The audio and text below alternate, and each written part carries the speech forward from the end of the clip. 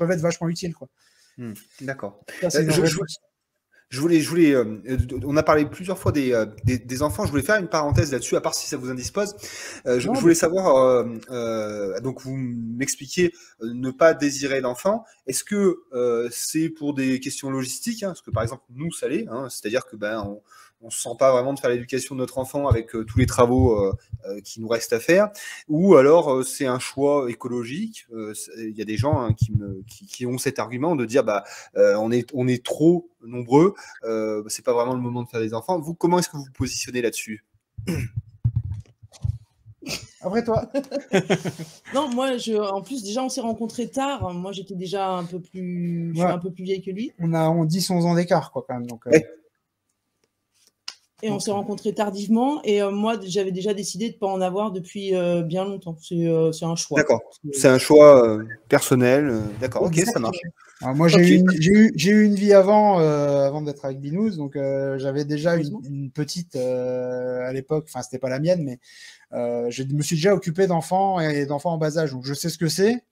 Et je sais aussi ce que c'est que de pas en avoir. Donc, en fait, maintenant, je savoure, quoi. Ouais, c'est du taf, hein. C'est beaucoup d'investissement, c'est beaucoup de taf, c'est beaucoup de choses. Donc, et puis c'est beaucoup aussi d'émotions, dans le sens où maintenant je suis plus avec la maman en question et que du coup la gamine je la vois plus du tout. C'était pas la mienne, donc voilà. Donc si j'ai eu la même expérience. Je vois exactement de quoi tu veux parler. Mais en tout cas c'est bien parce que cette expérience effectivement, comme tu le dis. T'es bien content de plus en avoir du coup.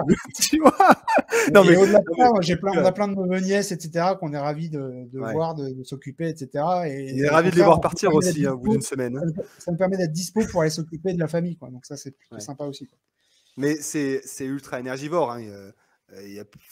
Nous, on n'est pas chaud pour ces questions-là parce qu'on sait à quel point ça bouffe du temps, de l'énergie, tout ça. Alors, il y a plein de bons côtés, hein, évidemment, hein, mais en tout cas, nous, tu vois, on ne se sent pas de le concilier avec un projet qui est déjà extrêmement énergivore. C'est clair, ça prend énormément de temps et puis il faut toujours être avec, quoi. Oui, alors au bout d'un moment, il s'autonomise un peu quand même, mais ça prend du temps. Comment? Tardivement, oui. Et de plus en plus tardivement. Après, c'est peut-être aussi une question d'éducation, hein, tu sais. Même, je pense que c'est beaucoup une question d'éducation. Hein. Ah oui, tu peux tout à fait, à 18 ans, les foutre à la porte. Hein. Non, mais sans parler de ça. Les bâtards. Les bâtards. Non, mais sans parler de ça, tu peux avoir des enfants qui, à 5-6 ans, sont déjà extrêmement investis. Mais qui même sont investis dans la vie quotidienne, quoi, qui savent mettre la table, qui savent se laver tout seul et tout. Et tu peux avoir les mêmes, mais tu peux avoir les mêmes à 8 ans qui te demandent encore de te savonner, enfin, tu vois, enfin bon, c'est beaucoup une question d'éducation aussi, hein, voilà. Mais bon, ce qui n'encourage pas aussi, c'est qu'il y a beaucoup de mauvais exemples. Et du coup, c'est pareil. Quand tu vois comment ça se passe ailleurs, tu te dis ouais, non mais. C'est comme ça. C'est pour ça aussi pour le mariage et pour les enfants, quoi. Bon, et au-delà de ça, il y a aussi la couche écologique qui est venue se dire si c'est pour leur laisser un monde tout pourri, on va peut-être attendre un peu et de voir comment ça évolue, quoi. D'accord. Ok. Donc, ça marche. Voilà. Bon, on ferme cette parenthèse des enfants. Merci d'avoir répondu à ces questions. Avec plaisir. Et alors du coup, on va partir un petit peu donc sur ces 1000 mètres carrés. Savoir un petit peu ce qui était présent dessus. Donc, non, on va commencer, je suis désolé, hein, mais on va commencer par l'habitat. Si tu peux me décrire cette maison, et justement, si elle est habitable tout de suite, s'il y avait des travaux, on va parler du bâtiment d'abord, s'il te plaît. Alors, déjà, le prix, parce que tu avais posé la question tout à l'heure, c'est l'habitat le moins cher qu'on ait visité, finalement. L'offre était à 128 000 €, hors frais de notaire. Donc 128 000 €, c'était dans notre budget puisqu'on était sur 200 000. Et puis, on s'attendait vraiment, vu ce qu'on avait visité avant, à avoir une ruine, quoi. Ouais. Donc quand on a visité, on était finalement assez agréablement surpris. Donc le logis en lui-même était habitable en l'état. Il y avait quelques trucs à revoir, genre il manquait une tuile au-dessus de la salle de bain qui du coup est un peu moisie. Mais en gros, il y avait l'eau, l'électricité, il y avait quand même le poêle et la cheminée centrale. Donc en soi, c'était habitable en l'état, quoi. Maintenant, c'était pas tout à fait ce à quoi on aspirait, donc c'est là-dessus qu'on s'est dit on va faire des travaux. D'accord. Donc, bon, voilà. D'accord. C'est ça l'idée. Parce que les premiers temps, quand on habitait, on n'habitait pas là tout de suite, quand on venait les week-ends et tout ça, on pouvait largement dormir ici, manger et se chauffer et tout. D'accord, d'accord.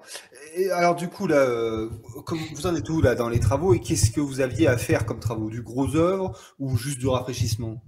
Alors, beaucoup de rafraîchissement, c'est-à-dire que la maison était quand même assez humide et froide quand on est rentré, tout simplement parce qu'ils avaient, il n'y avait pas d'isolation et pas spécialement de chauffage en tant que tel.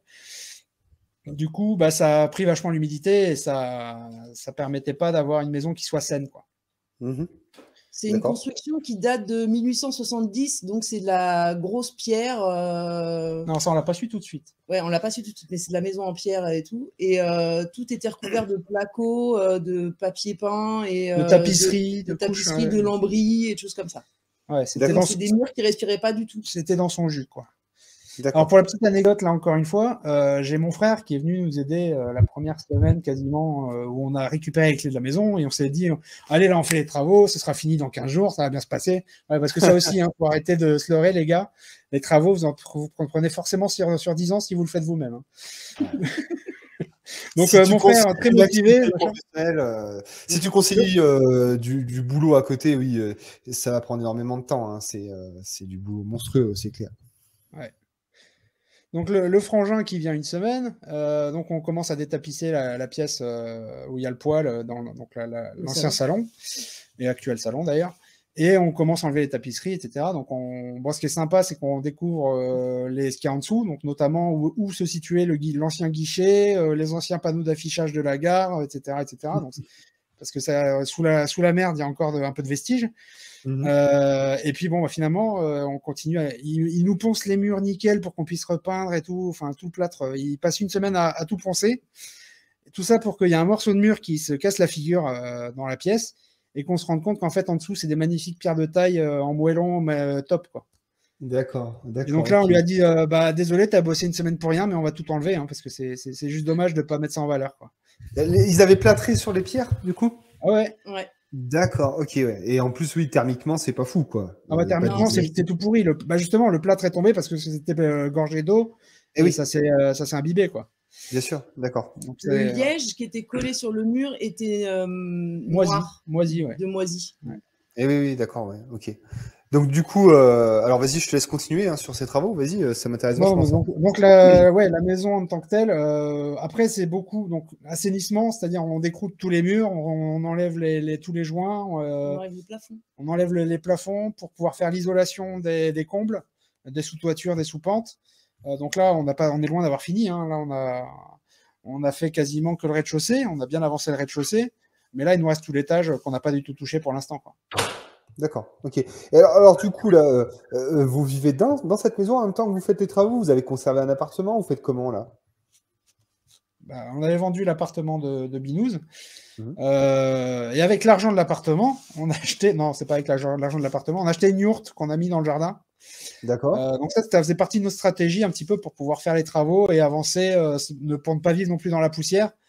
C'est-à-dire qu'on a mis un habitat léger en attendant, comme tu avais fait avec ta caravane à l'époque où tu avais fait les travaux, sauf que nous, on a choisi l'option yourte parce que ça nous faisait un peu plus triper et puis que niveau tarif et confort, on a trouvé que c'était assez concurrentiel quand même. Et pour le coup, ça fait un peu moins gitan que la caravane. Ouais, je sais pas. Je sais pas, la yourte, ça fait quand même atypique, quoi. D'extérieur, non, mais d'intérieur, oui. En fait, on a réussi à remettre tous les meubles de mon appartement dedans, donc cuisine, salle à manger, chambre, tout tient dedans. Ouais. Et donc, c'est assez agréable à vivre dedans. Après, de l'extérieur, vu que c'est une yourte d'occasion, les toiles ont un peu vieilli. En plus, c'était en forêt, donc elles sont un peu verdies et tout ça. Donc, ça fait un peu gitan à l'extérieur. Mais à l'intérieur, c'est très chaleureux. Non, et puis c'est qu'une bâche. Et en plus, on l'a mis juste avant l'hiver. On a dit, quitte à avoir une bâche foutue, autant remettre celle qui était déjà dégueulasse. On verra éventuellement l'été prochain pour la remplacer.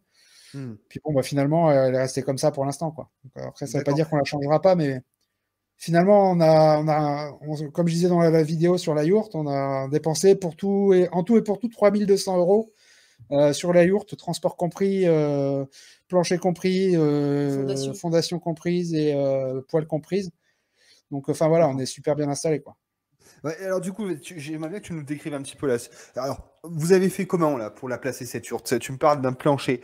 Alors, qu'est-ce que vous avez fait? Vous avez fait une dalle? Vous avez fait un plancher sur pilotis béton? Comment est-ce que vous y êtes pris déjà? Ah, nous, on est allé comme des gitans. Hein.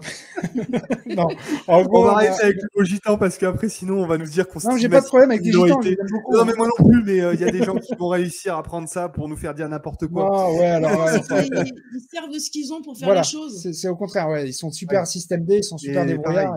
Oui, mais moi, c'est plutôt positif. C'est un peu ça, c'est un peu cet esprit-là. C'est-à-dire que, pour moi, il faut être en capacité de se débrouiller avec les moyens que tu as.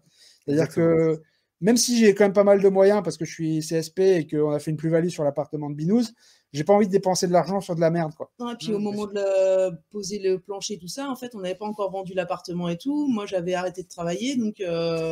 Oui, au-delà de ça, ouais. Et puis on avait regardé des vidéos sur YouTube et donc on avait vu que, par exemple, des pneus rechappés, des vieux pneus rechappés, ça faisait des excellentes fondations pour tout et n'importe quoi. Ils s'en servent dans les hardships, qui sont les murs de fond, c'est des pneus recyclés. Oui, alors du coup, vous les avez remplis de terre, alors j'imagine, pour faire des pneus. On a rempli les pneus de terre, on a tassé ça comme il faut. Au-dessus, on a mis quand même un petit peu de cailloux pour pas que et on a mis de la palette par-dessus pour pas que la palette soit en contact avec la terre, pour pas qu'elle pourrisse. Ouais. Et après, on a monté plancher et yourte par-dessus. C'est ça. Donc c'est fondation pneus remplie de terre, palette retournée de pareil, récupérée, hein, on n'a rien payé. Donc la fondation, c'était finalement 0 € puisque c'est que de la récup. Par contre, c'est de la main-d'œuvre. Hein, et du coup, c'est que du bois de palette là, votre plancher, ou vous avez calé de l'OSB, un aglo? Non, il y a de l'OSB qu'on a acheté avec la yourte en fait. D'accord. Il manquait juste 2-3 planches qu'il fallait remplacer parce qu'elles avaient pris la flotte, elles étaient pourries. Mais les 3/4 étaient encore saines, quoi. D'accord, ok, d'accord. Donc, j'ai compris. Donc un plancher conçu comme tu me l'as expliqué. Ouais. Et donc ensuite la yourte posée dessus, quoi. Voilà, on a un plancher OSB et on a mis du lino par-dessus pour le côté un peu plus chaleureux. Oui, et certainement pour pouvoir passer la serpillière plus facilement que sur l'OSB aussi. Exactement. Mais parce que l'OSB sur la serpillière, c'est pas terrible. Non, c'est pas terrible, non. Ou alors sinon, il faut le vitrifier, mais bon, c'est un peu con. D'accord. Et du coup, et alors tu m'expliquais donc que cette yourte, elle était d'occasion. Alors moi, je suis curieux de ça. La yourte, c'est quelque chose qui m'est un peu étranger, mais du coup, c'est une toile qui est imperméable. Ça se passe comment? D'ailleurs, c'est isolé. Il y a quoi là? Il y a plusieurs épaisseurs. Ça se passe comment? Alors, il y a 5 couches sur la yourte qu'on a. Il y a la première qui est une sorte de toile en coton. La deuxième qui est un pare-vapeur. Ouais. La troisième qui est une couche d'isolation. Donc ça, c'est une couche, une des parties qui nous a coûté le plus cher. Ça nous a coûté 1000 balles d'isolant. On a mis 20 cm de ouate de cellulose pour pas se geler les miches cet hiver. Ensuite, il y a un pare-pluie et enfin une bâche extérieure. Donc on a 5 épaisseurs différentes. D'accord. Comment tu as fait tenir la ouate de cellulose là-dedans là, parce que là, je comprends pas bien. C'est des panneaux de ouate de cellulose, en fait. C'est des rouleaux, en fait. D'accord, ok. Donc, d'accord, que tu as posé. D'accord, j'ai compris. Ok, ça marche. D'accord. Voilà. D'accord. Et donc, par pluie, et ensuite, une autre bâche extérieure. Celle qui est en état moyen, que tu me disais, c'est ça? Ouais, c'est ça, mais qui fait le job. Hein. Elle est relativement hermétique. Voilà. Et de toute façon, tu disais, tu as le pare-pluie derrière. Si jamais il y a une infiltration, c'est ça. Le pare-pluie prend le relais derrière pour éviter que ton isolant soit abîmé, c'est ça?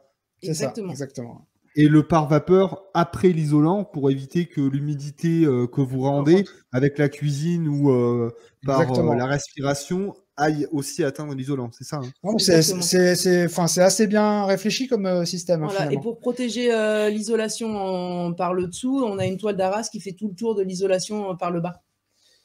D'accord, très bien. Et est-ce que vous avez une ventilation passive, une ouverture ou une ventilation quelconque ou pas? Alors, déjà, on a la porte qui n'est pas super étanche. C'est un super pont thermique, c'est une VMC. Et on a aussi le tonneau tout au-dessus, là, qui est en haut, qui, pareil, potentiellement, tu peux les ouvrir. Donc, ça te permet d'aérer et de faire circuler l'air dans ta yourte. D'accord. Donc, nous, cet hiver, on a passé l'hiver dedans. Bon, il n'a pas fait un hiver très, très, très froid, mais pour autant, il y a eu des températures négatives. Et dans la yourte, on était toujours au maximum. Alors, on est monté jusqu'à 38 degrés dans la yourte, parce que j'avais mis un peu trop de bûches. Donc, il faisait négatif dehors, mais 38 à l'intérieur.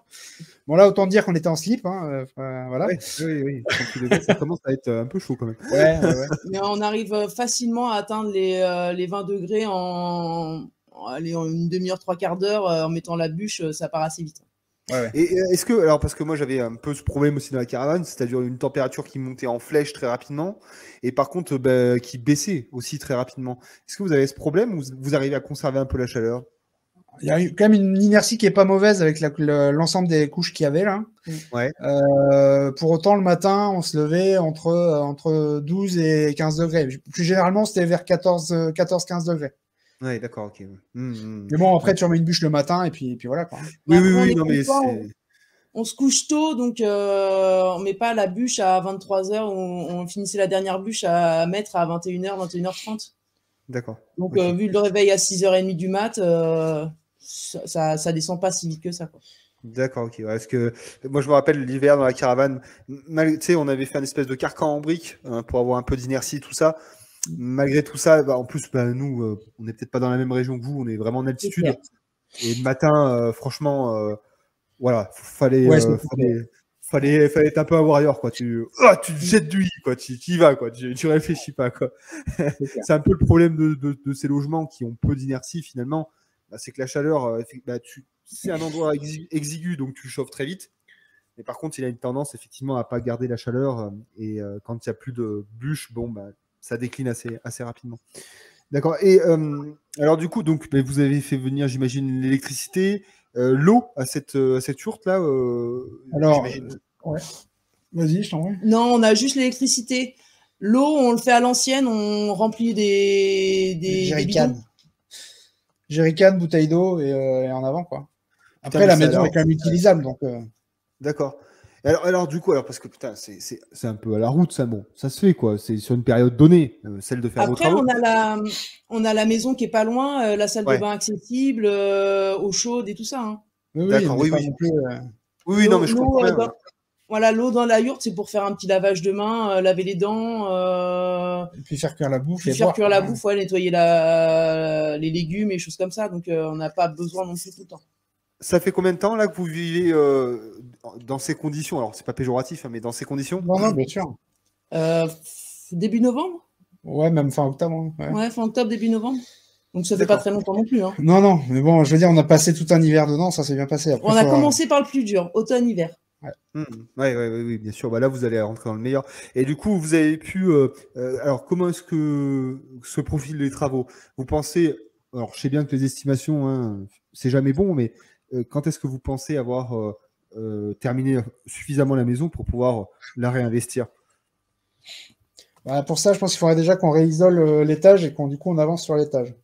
Sauf que mes priorités de l'année, c'est pas forcément celle-là.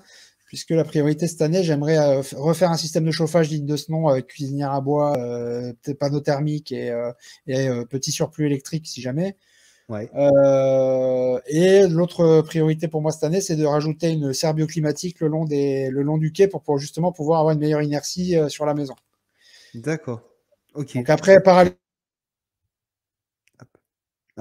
j'espère que ça va revenir. Il y a un petit lag. Alors, on va attendre. Ça va peut-être revenir. Alors, est-ce que moi, vous m'entendez? Est-ce que vous m'entendez correctement? Je pense que oui. Si, ça y est, c'est bon. C'est bon, vous êtes avec moi? Oui, c'est bon. Ouais, il y a eu un petit lag, désolé.